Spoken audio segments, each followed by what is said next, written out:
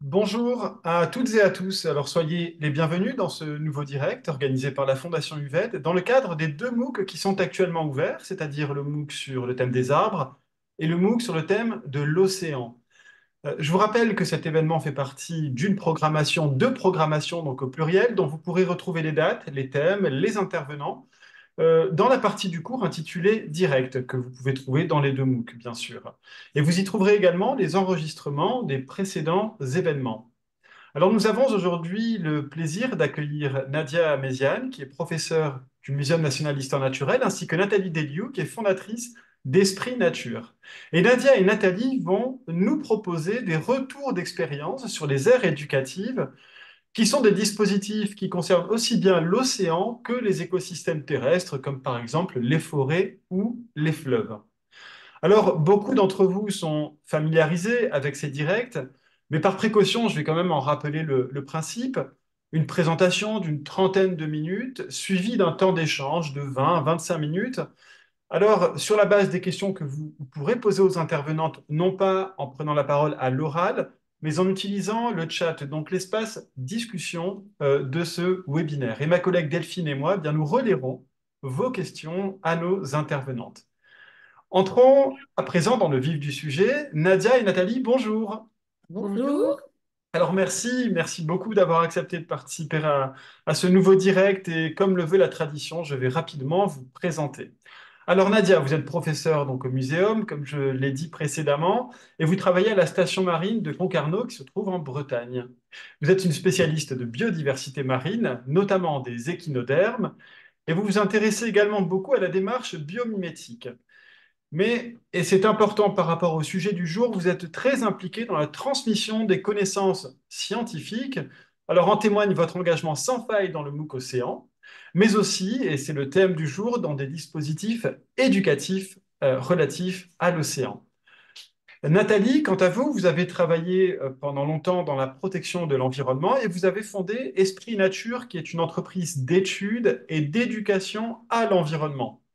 Alors, vos activités sont extrêmement variées.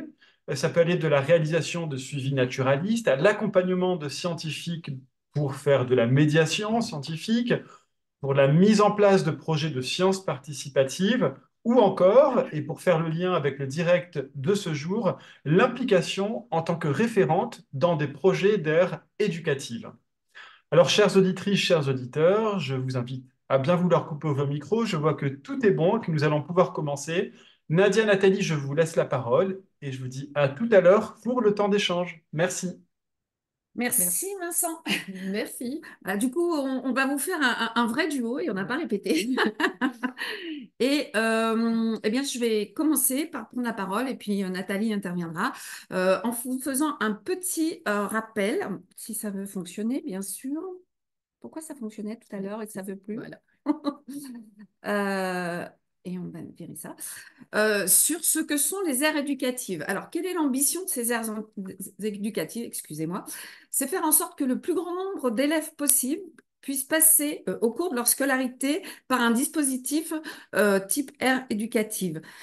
La finalité, c'est que on veut que ces élèves participent à la préservation de la biodiversité et qu'ils soient des éco-citoyens, des acteurs actifs de cette préservation.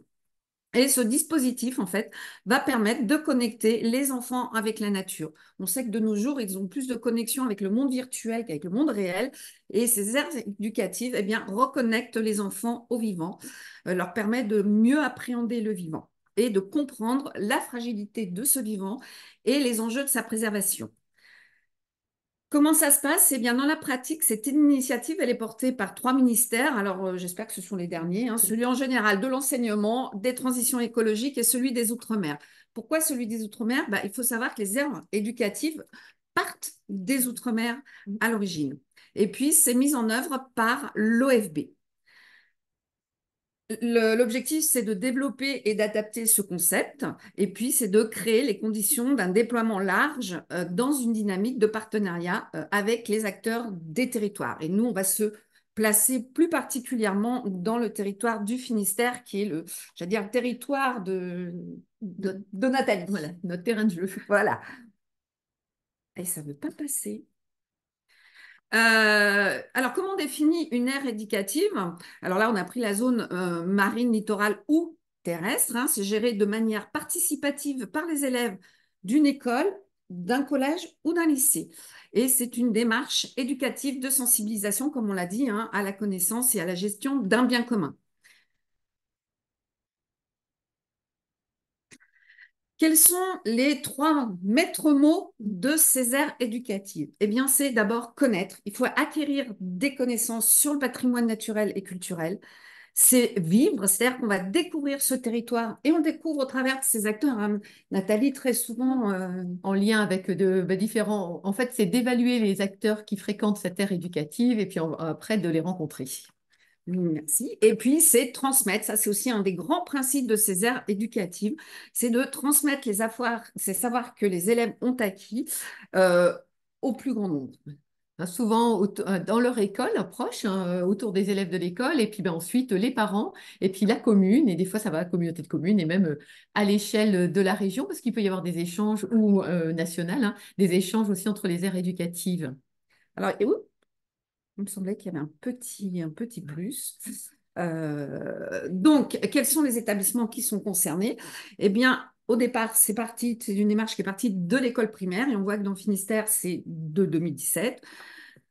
Ça s'est implanté dans les collèges depuis 2020 et puis très très récemment, cette approche, eh bien, s'est implantée dans les lycées et on verra avec Nathalie après les problèmes spécifiques liés au lycée. Alors là, du coup, c'est un petit peu les critères un peu à respecter. C'est vrai qu'une aire éducative, c'est un trio d'acteurs, c'est ce que je dis souvent, hein, vraiment. Il y a, alors, avant tout, c'est un enseignant, une équipe enseignante ou un établissement qui se mobilise, hein, avec des élèves. Et c'est important que ça soit sur du volontariat parce que, ben voilà, pour que la démarche soit vraiment mise en place, que ça vienne de l'enseignant. Il va faire appel à ce qu'on appelle un référent. Donc, cette personne, ça peut être, on verra tout à l'heure, hein, les différents statuts de référent. Et quelque chose qui est important aussi, c'est que la commune soit intégrée dès le départ sur l'aire éducative. Le terrain peut être communal. Alors, juste après, hop, voilà. Voilà, donc il faut, c'est important d'essayer de trouver son terrain, en fait, cette aire éducative dans un espace public.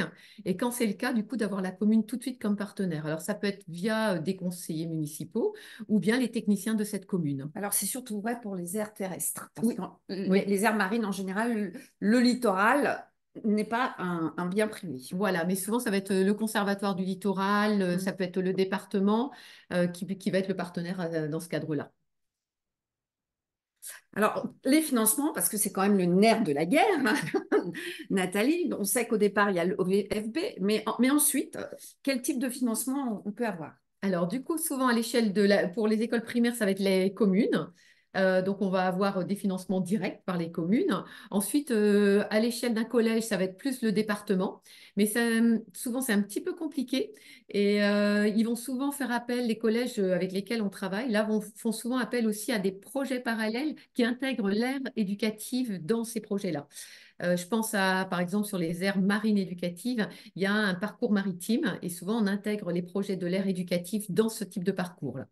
Et puis pour les lycées, c'est à l'échelle de la région, donc l'OFB, plus la région, les régions qui peuvent potentiellement financer les aires éducatives. Et même chose, souvent ils font appel à des projets en parallèle pour pouvoir financer leurs projets. Alors, je crois qu'on a quand même de la chance d'être dans la région Bretagne quand même, parce que ils financent un petit peu quand même dans... Oui, on a alors en particulier nous aux échelles des communes, hein, on a des communes, alors ça peut être très variable, hein, alors je crois qu'on a fait On le on reverra verra plus loin, voilà. l'investissement, ouais, effectivement. Mm.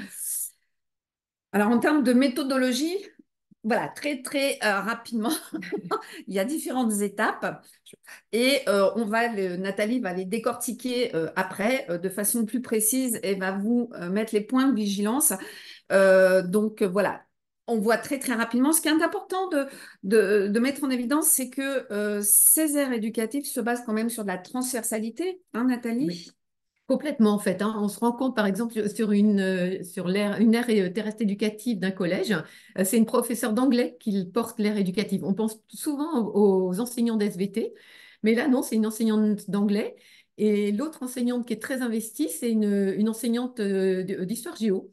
Voilà, donc on peut faire, et puis on fait travailler un peu tout, hein, les maths, le français, il y a vraiment, c'est quelque chose de vraiment très, très intéressant. Après, il y a le côté aussi de la gestion participative, donc de rendre ces élèves des éco-citoyens. On en reparlera en particulier quand on va parler tout à l'heure des conseils des élèves. Et puis après, ce qui est intéressant, c'est d'ouvrir les élèves aussi avec les partenaires. Et par le côté communication, par le côté gestion, en fait, eh ben, ils vont être amenés à rencontrer plein de partenaires. Notamment chez nous, les pêcheurs, Les scientifiques, hein, les sur les oui, bah oui, véhicules. la scientifique, les services techniques aussi, la Voilà. mairie, etc. L'intérêt, c'est d'ouvrir le plus possible ces collaborations. Alors, Nathalie, le référent. Voilà. Alors, le référent, en fait, il va permettre à l'enseignant de s'appuyer sur une personne. Je dis ça souvent, je dis alors, c'est intéressant, important que le référent ait une bonne connaissance du milieu sur lequel il va accompagner l'ère éducative. Il n'a pas spécialement besoin d'être un spécialiste de l'environnement. C'est d'avoir un réseau. Et puis, sa connexion, en fait, hein, pour le retour d'expérience qu'on a, c'est, eh ben, il accompagne les élèves et les enseignants à trouver, à répondre aux questions qu'ils se posent, à les aider à faire les suivis, à aller chercher le scientifique qu'il faut parce que les élèves veulent travailler sur telle ou telle thématique, l'acteur qui l'intéresse, ou bien bah, pour son projet de communication, la boîte qui va lui créer son outil pédagogique. Voilà, donc il va faire un petit peu le lien avec ça et puis il va être un petit peu le soutien aussi pour les différents projets. Alors, Nathalie est modeste, il y a quand même un point de vigilance.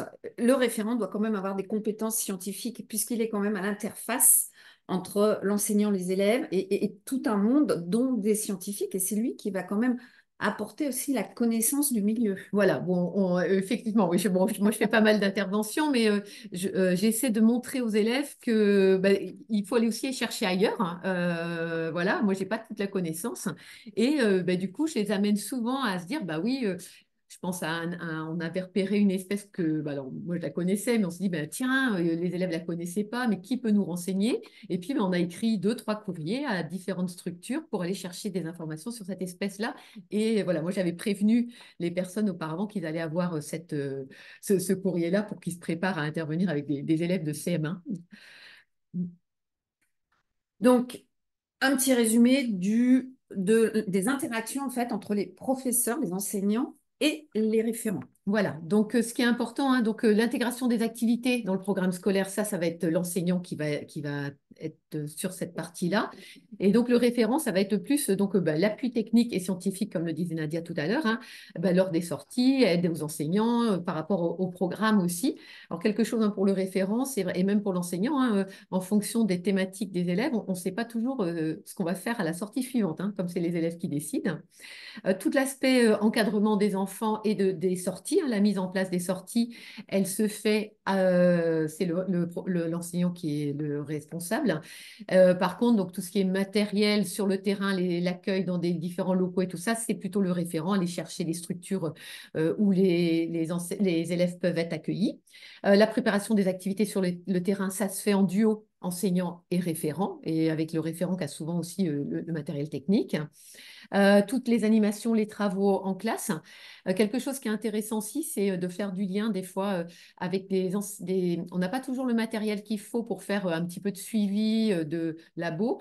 Pour les écoles de primaire, c'est de prendre contact avec le collège et ça fait vraiment le lien primaire-collège, de pouvoir utiliser la salle de TP du collège.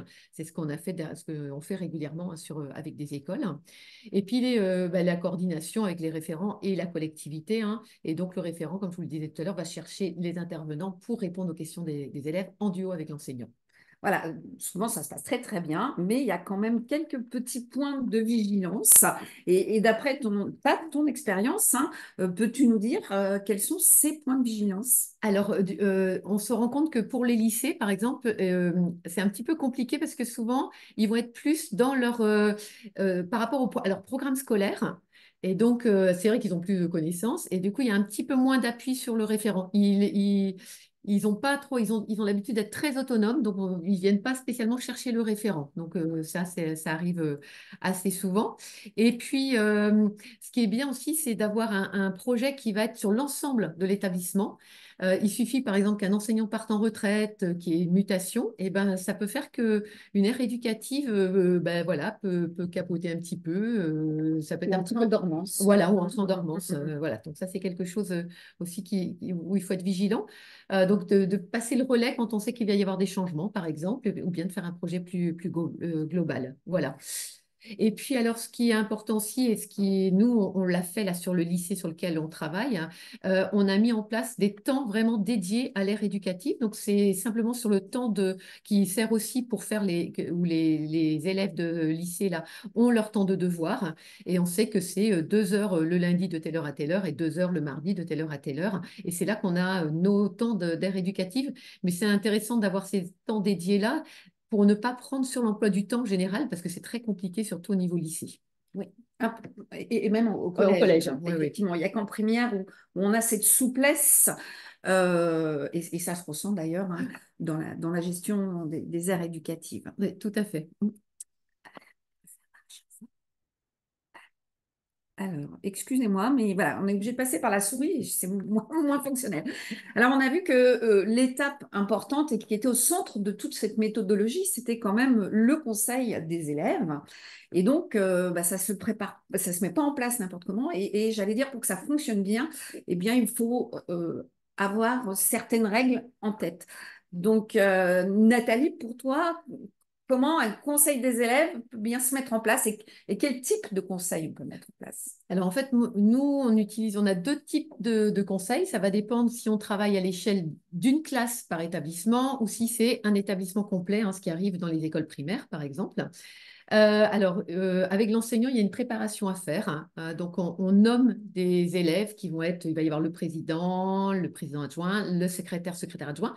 Donc, expliquer leur rôle. Donc, ça, c'est en amont du conseil des élèves, hein. Donc, la démarche, c'est les élèves ont la totale responsabilité du conseil des élèves, hein, et vont devoir, ces élèves-là qui ont été nommés, et c'est eux qui vont donner la parole aux autres, qui vont permettre les échanges. Donc, il y a toute cette préparation à faire et on tourne à chaque conseil, c'est-à-dire que les élèves, c'est jamais les mêmes qui vont avoir les postes. Ensuite, alors, on s'est rendu compte en fait en faisant ce type d'activité, hein, que au début, ils osent pas trop et en fait, ils prennent vraiment au jeu et c'est même assez étonnant. Moi, j'ai des élèves, je leur ai dit, si dans 20 ans, ils se présentent comme maire, je voterai pour eux parce qu'il y a une belle prise de parole, l'écoute des autres. Donc, on a quelques règles qu'on donne auparavant. Et voilà, donc c'est vrai que ça se passe bien. Ensuite, si jamais on a beaucoup de classes, il y a des conseils dans chacune des classes et on a une démocratie qui va être représentative. Donc là, ça va être 2 ou 4 élèves de chaque classe qu'on va regrouper ensemble pour faire la présentation.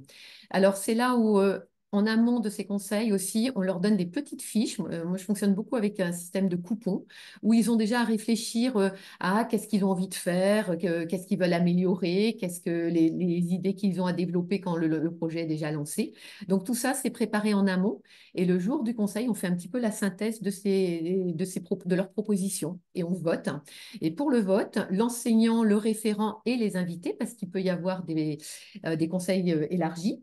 Donc là où il peut y avoir des représentants de la municipalité, les marraines ou les parrains des aires éducatives. Je regarde Nadia parce qu'elle est marraine d'une de nos aires éducatives.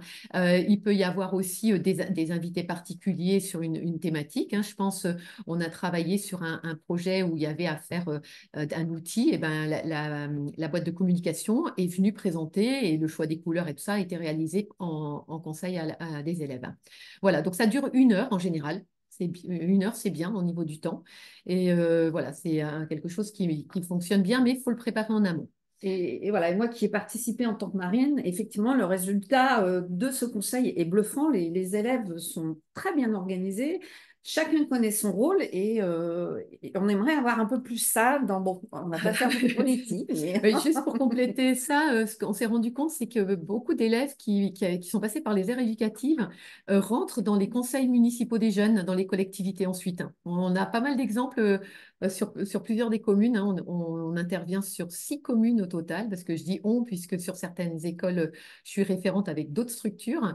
Et on a, eh ben, voilà, dans presque tous les conseils, dans tous les conseils municipaux des jeunes, dans les collectivités, on a des élèves des aires éducatives. Et c'est ce qu'on disait au début, ces aires éducatives développent en fait la citoyenneté, on verra même l'éco-citoyenneté. Alors, comment s'organisent ces conseils des élèves? Tu as un petit peu anticipé, Oui. mais tu peux peut-être rappeler quelques éléments majeurs. Alors, on a 2 types de conseils. Donc, le conseil de base qu'on a à peu près une fois tous les trimestres ou des fois 2 fois dans l'année. À minima, c'est 2 fois dans l'année, où là, on est juste élèves, enseignants et référents. Donc là, on va vraiment réfléchir sur nos objectifs. Et puis, voilà, et au fur et à mesure qu'ils ont des besoins, on est présent. Et puis après, on a ce qu'on appelle, nous, le conseil des élèves élargi, où là, il va y avoir aussi des élus, les gestionnaires, je l'évoquais tout à l'heure, hein. Et là, ça va être quand on travaille sur des choses un petit peu plus précises ou bien qu'on veut ouvrir notre thématique. Et là, la fréquence des réunions est quand même moindre. Moindre, voilà. Hein, en général, c'est quand même 1 à 2 fois Voilà, par an. voilà. Alors, quels sont les points de vigilance de ces conseils des élèves? Alors, la distribution, la place de la parole, donc c'est pour ça que les coupons, on s'est rendu compte que ça les aidait bien. Donc, il y a différents types, hein, de réflexions qui existent, hein, mais ça, c'est vraiment quelque chose d'important. Préparation et animation, alors, par les élèves et puis pour certains enseignants aussi, parce que, alors, il y a des enseignants qui ont l'habitude de fonctionner avec des conseils des élèves, hein, mais d'autres, c'est pas toujours facile que ce soit les élèves qui mènent la séance, hein. Et je pense en particulier, j'ai été étonnée, mais c'était au niveau collège où ça a été un peu plus compliqué pour certains enseignants. Voilà, de laisser les élèves libres de parole et de gérer leurs conseils des élèves. Voilà, quelque chose qui est aussi pour moi très important, c'est que vraiment la thématique, c'est le choix des élèves. On ne le fait pas en fonction de ce qu'on a envie de faire pour l'enseignant, en fonction du programme. Et ça, c'est des fois un petit peu compliqué. C'est vrai que pour nous, ça nous arrive d'avoir la même thématique qui revient, parce que on n'a pas les mêmes élèves tous les ans. Donc c'est d'essayer voilà, de faire, quand on fait le passage d'une ère éducative d'une année à l'autre, d'expliquer ce qu'ils ont déjà fait pour pouvoir faire autre chose. Mais bon, ça arrive que pendant 2 ans, on travaille sur la même thématique. Voilà. Alors, c'est plus difficile, effectivement, pour les lycées, les collèges, de sortir du programme scolaire parce qu'il y a des échéances et il y a des contraintes de temps. Est-ce qu'on y arrive ou l'expérience que tu as là Si, on y arrive quand même. Alors, au collège, oui. Au collège, sachant que souvent les enseignantes de collège en fait reprennent ça quand même dans leur programme, hein. Ils y arrivent. Et ça, c'est intéressant, hein. Je pense à que ce soit l'enseignant d'SVT, bien entendu, sur les inventaires, les sciences participatives. Mais je vois en faisant par exemple les cartographies d'habitat, quand on travaille là-dessus, et l'enseignant de géographie va s'y retrouver aussi. Donc, sur les lectures de paysages aussi. Donc voilà, on va réussir à le faire. Et puis quelque chose aussi, alors par contre c'est plus pour le lycée où là c'est un petit peu plus compliqué, mais ce qu'a fait le lycée l'année dernière, c'est que la thématique a été choisie, ils l'ont utilisée pour un examen que les élèves ont à choisir sur un thème à développer, voilà, donc et à présenter, et donc ils se sont basés sur l'ère éducative pour le faire. D'accord. Et puis, ce qu'il ne faut pas oublier et qui est quand même très important, c'est d'arriver à former les élèves avant aux différents types de débats pour qu'ils aient l'aisance qu'on leur trouve ensuite. Ça, c'est aussi un travail En amont. qui est en amont fait par l'enseignant et le référent. Ensuite, dans la méthodologie, les élèves vont devoir réaliser le plan de gestion collaboratif. Euh, les grandes lignes pour que le plan de gestion collaboratif soit j'allais pas dire parfait parce que c'est jamais parfait, mais celui qui soit le plus facile à mener à terme. Souvent, donc, en fait, c'est du terrain, voilà, hein, des amener dehors, de trouver, en fonction de leur thématique, hein, l'étude qu'ils vont avoir à faire. Ensuite, il peut y avoir tout un travail de recherche. Alors, donc, la photo de droite, là, hein, là On est avec des géologues, hein, où on fait des relevés sur une falaise. Après, il y a tout un travail qui peut se faire aussi en classe, justement de recherche en lien avec cette thématique. Et puis, ben, de voir, là, on fait aussi des essais d'utilisation par rapport à des projets en fait, qui peuvent être menés. Donc là, c'est la photo du milieu. Voilà. Voilà. Et ne pas oublier de dire à chaque fois que c'est fait pour et par les élèves, hein.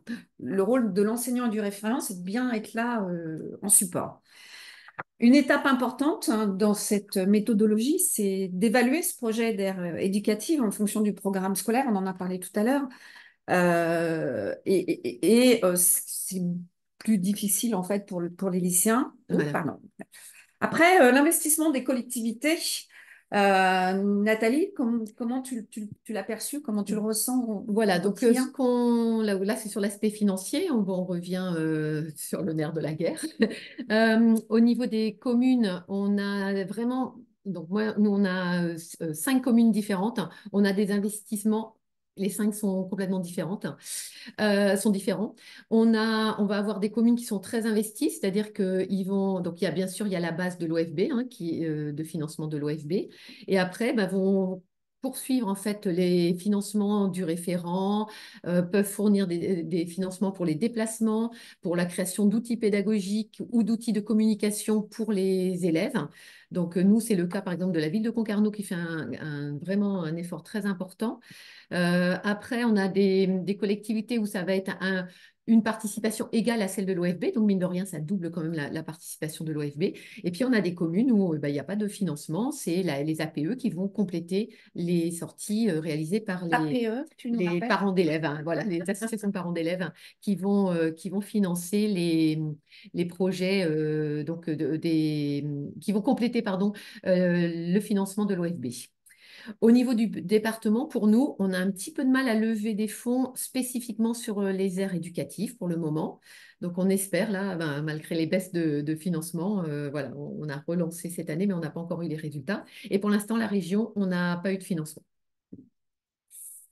Alors, en termes de gestion de temps avec le référent, combien de temps ça prend pour un référent de s'impliquer dans une aire Voilà. éducative, hein? Alors, c'est clair que ça change, comme le disait Nadia tout au début de la présentation, hein, en fonction du niveau. Les écoles primaires vont avoir une plus grande liberté. Donc, en général, on peut aller jusqu'à 8 à 15 interventions dans l'année entre des sorties de terrain et le travail en classe, voire plus, puisque avec certaines classes, on va même faire des fois des séjours. Le collège, c'est à peu près 5 demi-journées dans l'année. Et puis, les lycées, c'est deux, trois sorties dans l'année, à peu près. Voilà, ce qui n'empêche pas que les enseignants et Ah les élèves et puis les enseignants vont sur le terrain aussi, hein. En oui, particulier le lycée, ils font beaucoup de choses en autonomie.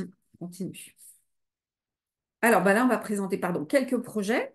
Donc là, c'est... Alors ça, c'est un travail qui a été fait sur 3 années avec une école primaire, avec un choix, donc une thématique qui a été décidée à un conseil des élèves, c'était sur une fin d'année, de réaliser un jeu de cette famille sur leur aire éducative.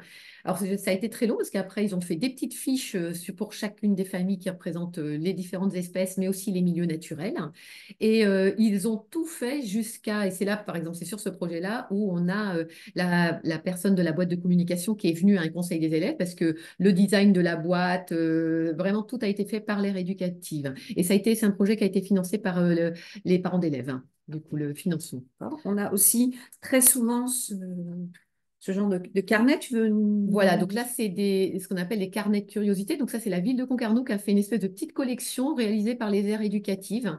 Donc on a des thématiques différentes. Il y a eu un carnet qui a été fait sur des jeux de société, des petits jeux qui ont été distribués dans les autres établissements, mais aussi au service pédiatrie de l'hôpital, dans pas mal d'endroits. Donc c'était des jeux faits sur l'aire éducative. On en a eu un autre autour de la bio-inspiration oui. qui était lié à un travail fait avec Nadia. On en a un autre là qui vient sur les paysages, qui est en train d'être réalisé sur les paysages. Donc ça, c'est tout un projet qui a été mis en place. Voilà, alors le prochain me touche Oui. beaucoup puisque Ouais. je l'ai accompagné. Donc là, les élèves ont proposé de vouloir renseigner les touristes de la faune qui se trouvaient sur les strands. Et donc, ils ont fait un système de cubes où sur chaque face, on a des informations différentes.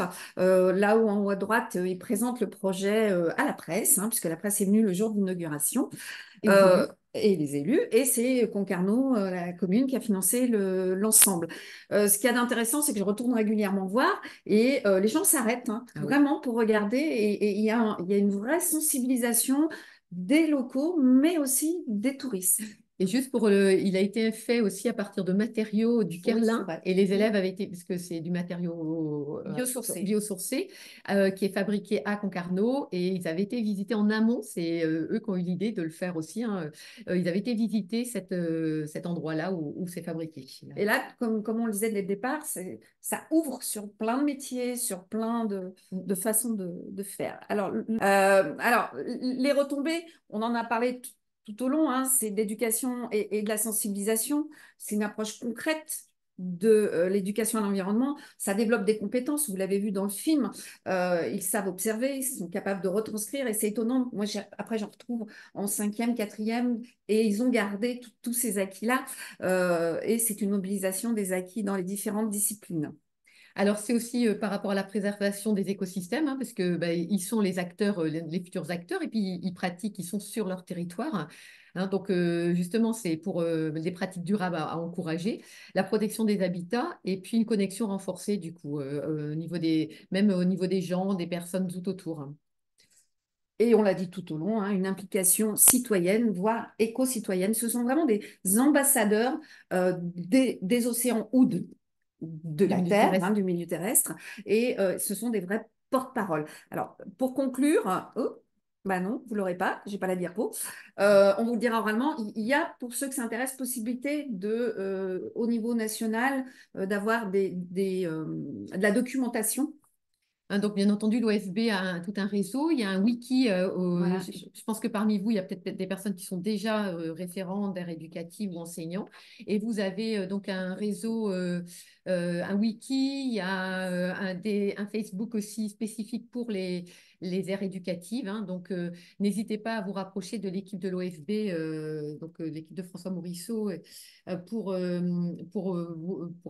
être en lien avec ces réseaux-là et Ouais. avoir les informations. Il y a un réseau de référents aussi. Oui, oui aussi. Alors, dans chaque, après, vous avez les graines ou les réseaux d'éducation à l'environnement de vos régions, dans lesquels aussi, pour les référents, vous pouvez vous regrouper, et dans lesquels il y a souvent des réseaux, et on se retrouve, il y a des formations. Et puis, des formations qui sont réalisées aussi par l'éducation nationale, alors soit seules pour les enseignants, et puis sinon, de plus en plus aussi, alors nous, pour la région Bretagne, hein, on a des formations qui sont réalisées enseignants et référents. Et ça, c'est vraiment très, très intéressant. Voilà, bah, nous espérons que ces compléments, ces retours d'expérience vous auront, je ne vais pas émerveiller, je n'aime pas trop ça, mais vous auront sensibilisé à ces aires éducatives, et nous vous remercions pour votre attention. Eh bien, merci beaucoup, Nadia, Nathalie, pour cette présentation très vivante, très concrète et très appliquée. Je pense qu'il y a beaucoup, beaucoup d'outils et d'idées qui pourront être retenues de tout cela, mais aussi des questions. Et c'est le moment justement d'amorcer ce temps d'échange. Commençons par quelque chose d'assez général, même si des éléments de réponse ont été apportés dans le chat. Premièrement, est-ce que vous pouvez rapidement nous dire où sont nées les aires éducatives, notamment marines?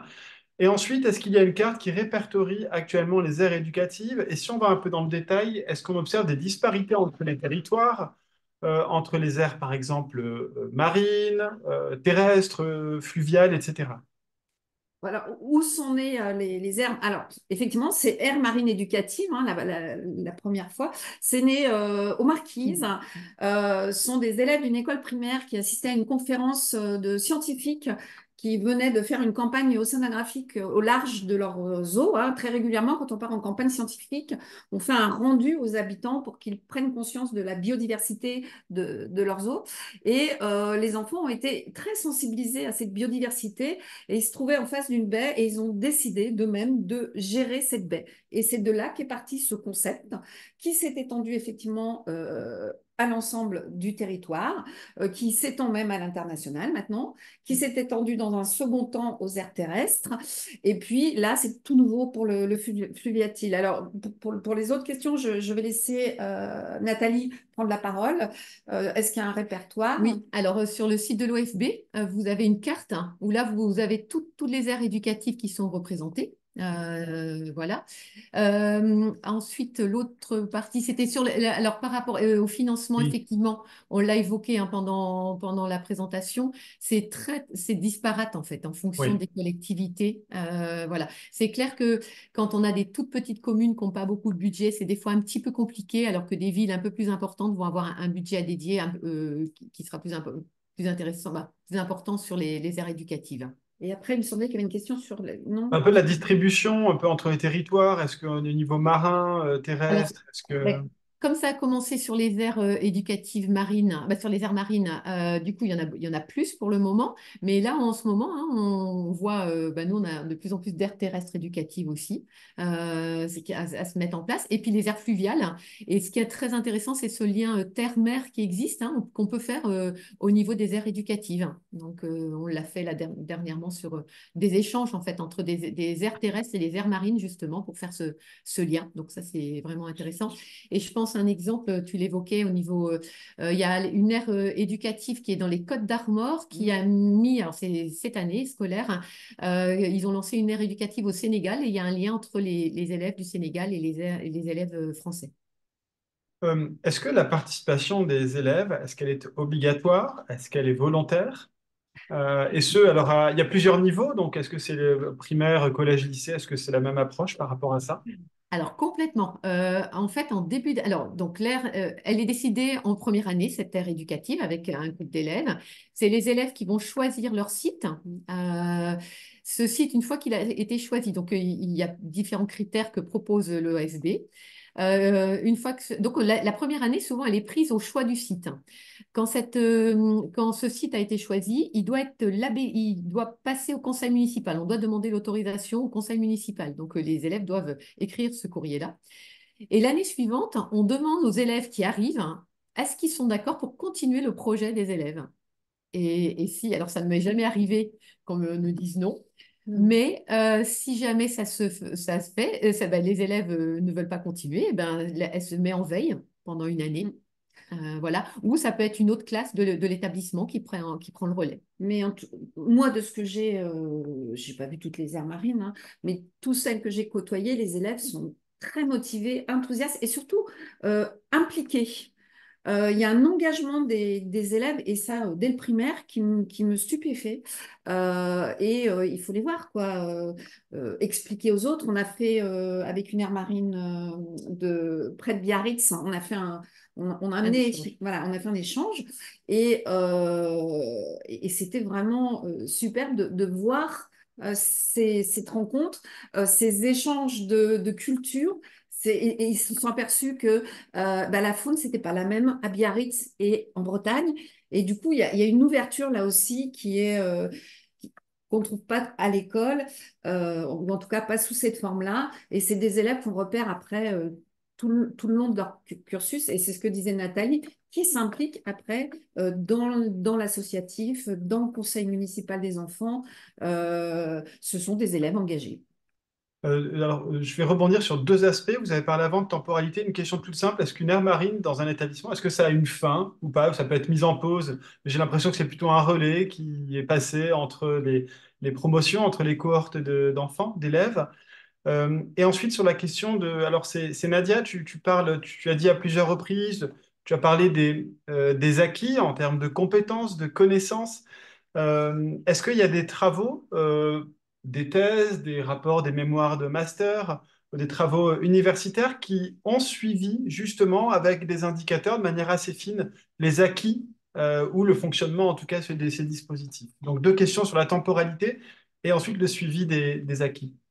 Et bien justement, là, en ce moment, il y a un travail qui est réalisé par l'Université de Rennes pour l'OFB. Et ils travaillent là-dessus, sur cette thématique-là, de voir un petit peu qu'est-ce qu'il en reste. Ils vont aussi, ils vont voir des élèves qui ont été en aire éducative, qui n'ont pas continué dans des collèges pour voir ce qu'ils sont devenus. Donc, il y a tout un travail qui va être fait sur 2 ans, et c'est sur l'ensemble des aires éducatives, aires terrestres et aires marines.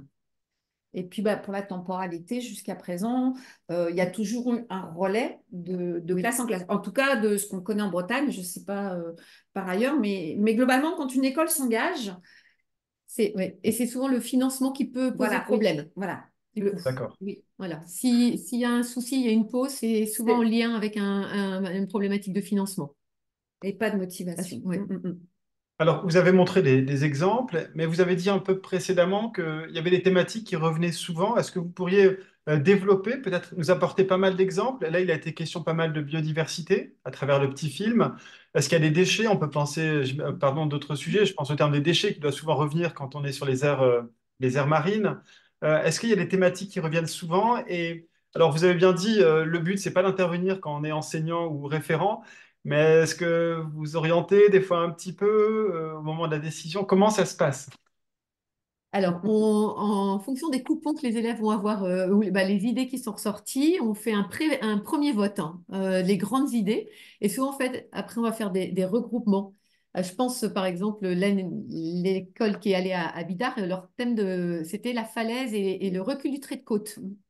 Mais pour arriver à cette thématique-là, c'est qu'en amont, on avait. Alors, quelque chose qui est important, c'est qu'il y a une première sortie qui est faite sur le site pour voir toutes les thématiques qu'on peut explorer. C'est une sortie qui est souvent basée sur les sens. Là, on explore tout. Et c'est de cette première sortie-là on demande, après cette première sortie, qu'on demande aux élèves de retirer leur thématique. Euh, et, euh, on fait un premier vote et puis après, on essaie de faire des groupements. Et puis, on leur dit, bah voilà, si on leur montre aussi ce qui a déjà été fait par les élèves précédemment.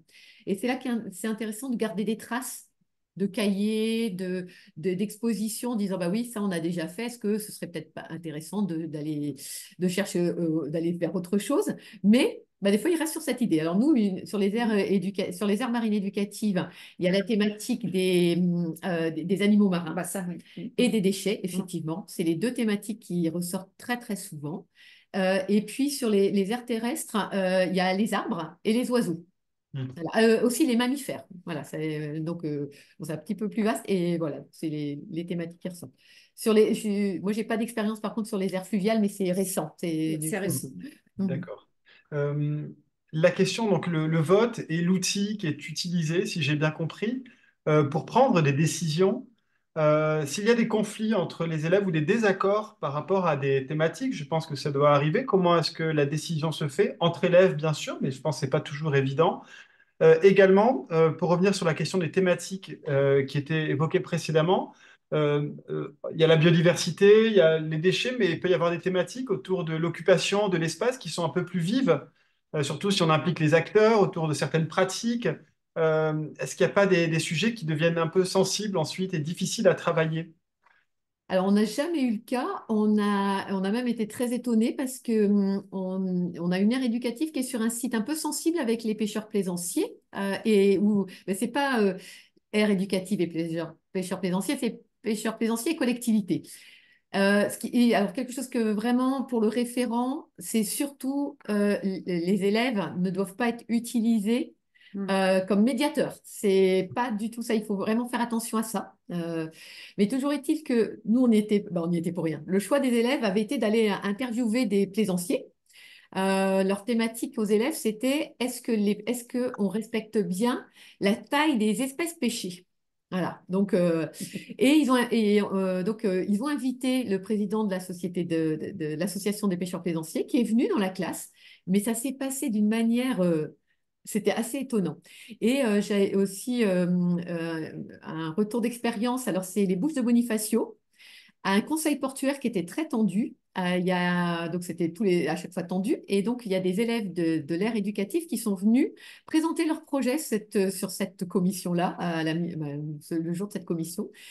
Et l'élu nous a dit, mais c'est la première fois que j'ai eu un vote à l'unanimité où voilà, les élèves ont permis un apaisement lors de cette réunion-là, de ce conseil portuaire. Donc voilà, pour l'instant, il n'y a pas eu de conflit, de problème. Bon, je sais que sur une aire éducative là près de Brest, ils ont eu un panneau qui a été dégradé. Mhm. Voilà, parce qu'il y a des grosses problématiques de pêche à pied autour. Ils pensent que ça a peut-être un lien. Mais dans l'ensemble, non, ça se passe plutôt bien au niveau des acteurs. Et pour le choix, Voilà, voilà. la gestion Voilà. du Et ben, à recrutement. chaque fois, ils doivent argumenter. D'accord. Et ça, c'est important. Pourquoi? J'ai envie, mais pourquoi j'ai envie de cette thématique? Qu'est-ce qui m'intéresse dans cette thématique-là? Et donc, le fait d'argumenter entre eux, et puis bah, le respect du vote Ouais. aussi. Et Et ça, ça, c'est l'écoute aussi. ouais, de l'écoute. Alors c'est assez rigolo. Ben, l'exemple du jeu de cartes, hein, alors c'est vraiment basique, hein, mais quand on nous l'a livré, il y a une petite qui était presque en pleurs parce que c'était pas le bleu qu'elle avait choisi. Et donc ça va, mais comme quoi ça les touche. Mais ben, ce qu'on essaie d'expliquer, c'est ben voilà, il y a eu un vote, le choix a été. Comment?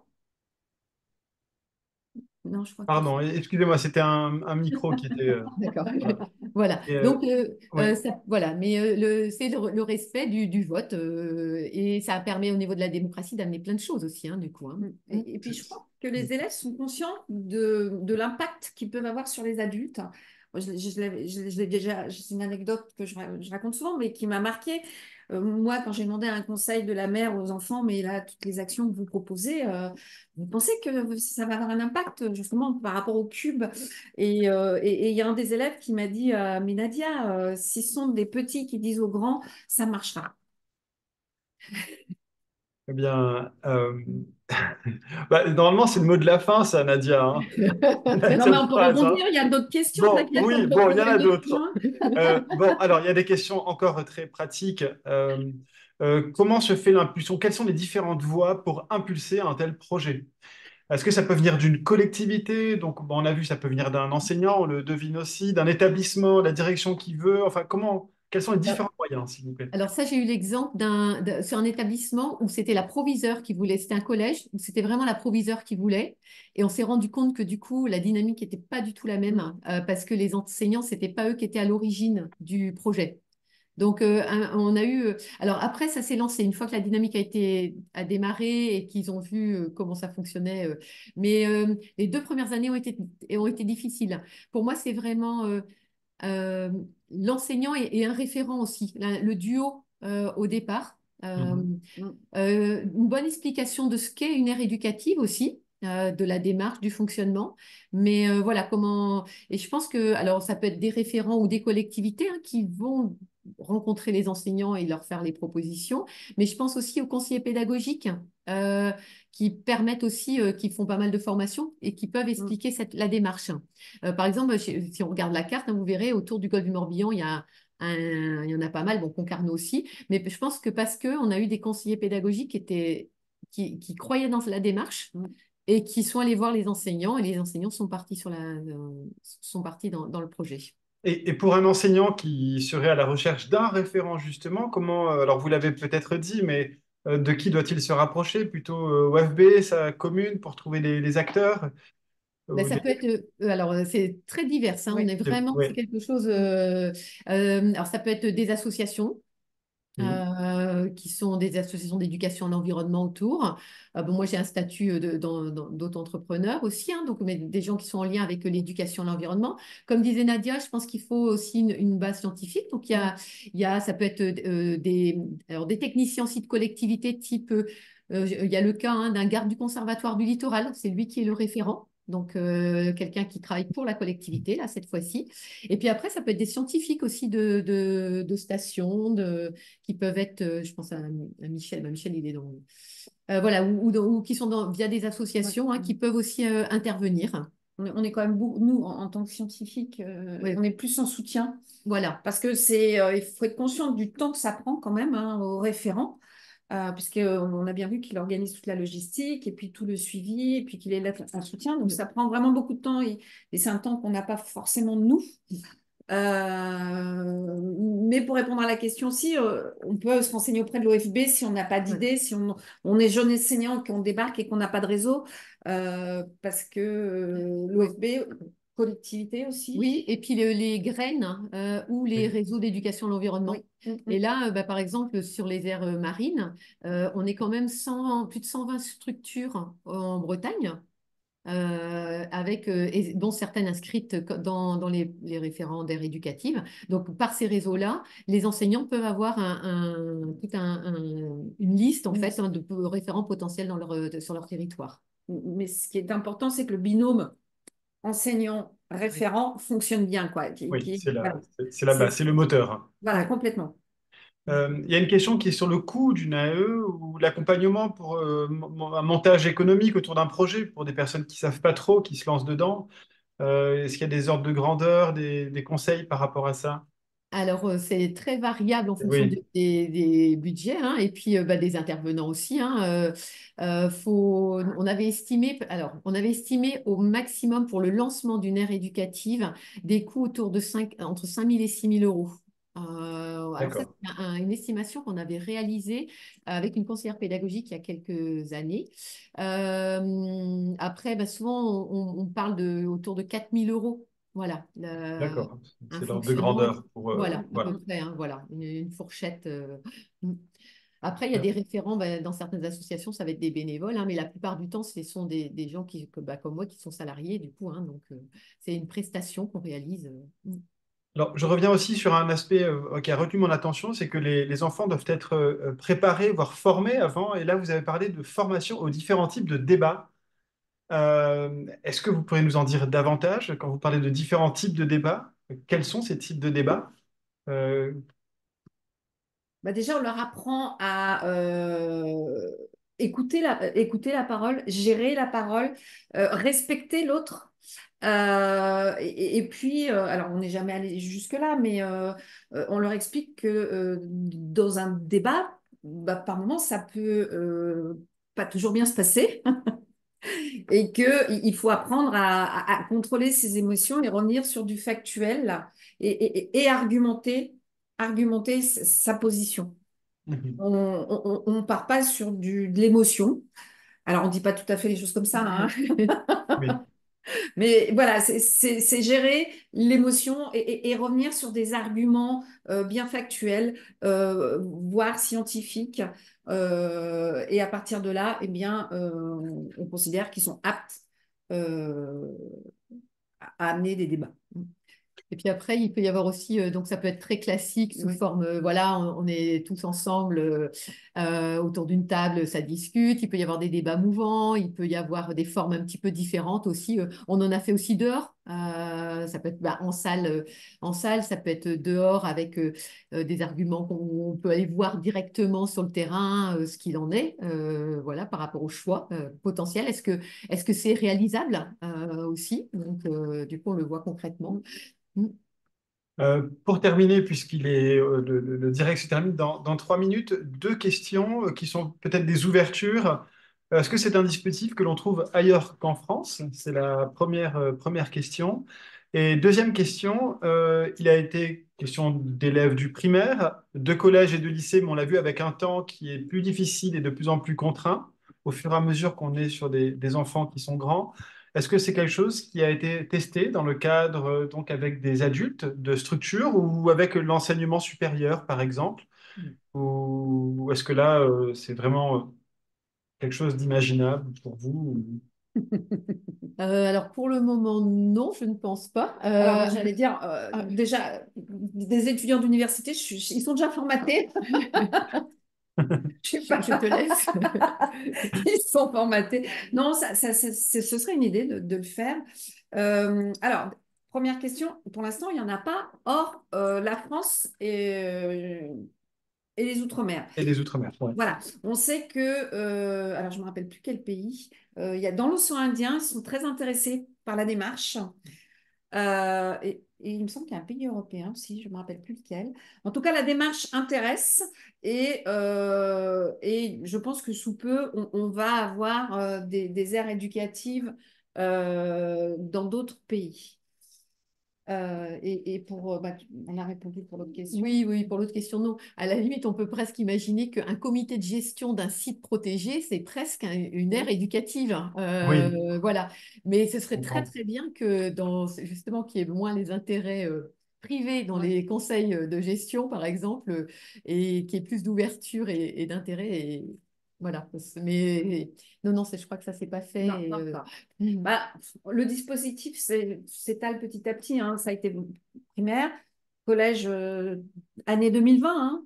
Donc c'est pas si vieux que ça. Lycée Depuis l'année dernière. 2023, l'année dernière. Et au fur et à mesure qu'on monte comme ça, on s'aperçoit justement des points de vigilance.